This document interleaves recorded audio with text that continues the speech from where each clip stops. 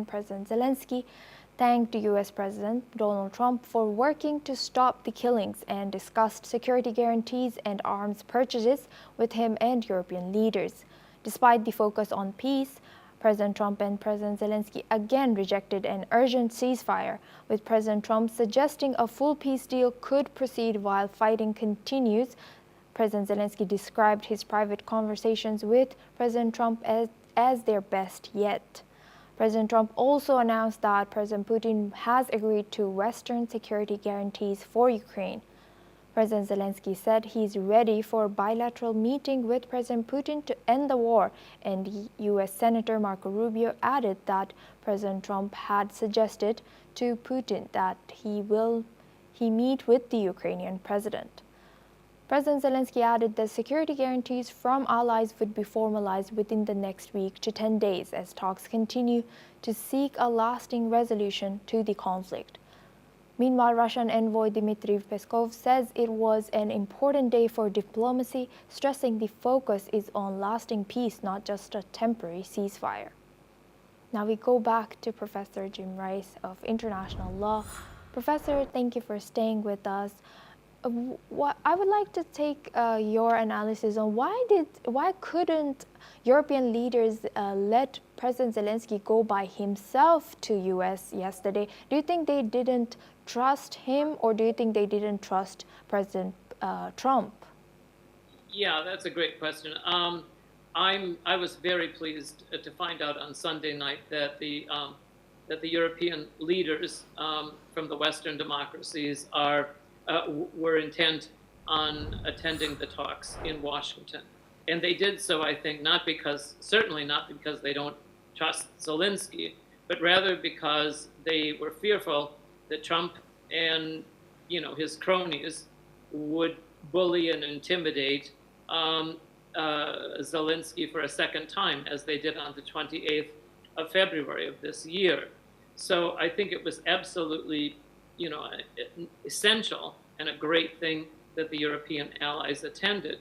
But what I noticed from that meeting that we probably just witnessed several hours ago was, as all of the Western leaders in terms of Merz and Macron and Keir Starmer and others, Maloney, as they were in that meeting with Trump, what occurred to me was they were all sitting there listening to Trump's spouting nonsense. And it occurred to me that what they were thinking was, the elephant in the room, as it were, was not that Trump is stupid or naive or a pawn of Putin, which he probably is, but worryingly, more importantly, that Trump doesn't share the same fundamental values as they do, as we do. Rather, Trump is a spiritual ally, if you will, not of the Europeans, not of the Americans, but rather of Putin. And this, to me, is very disturbing. And do you think could continuing this conflict while also negotiating peace undermine trust in this process?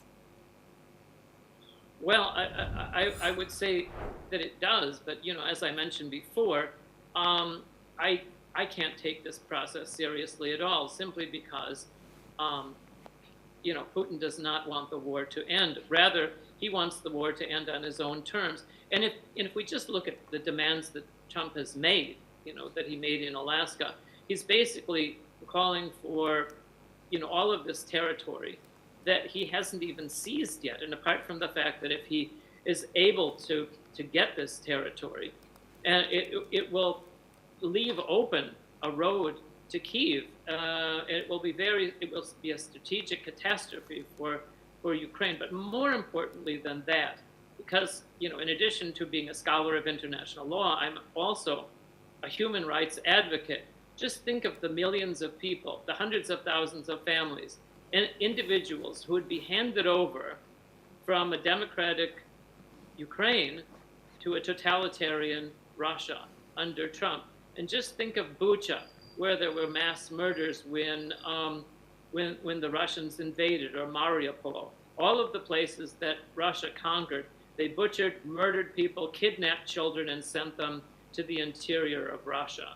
So it's Yes. more than just giving up land in exchange for peace. It's giving up people, it's giving up human beings, and this cannot be allowed to happen. Yes, Professor. Thank you very much for sharing that. Please stay with us as we stay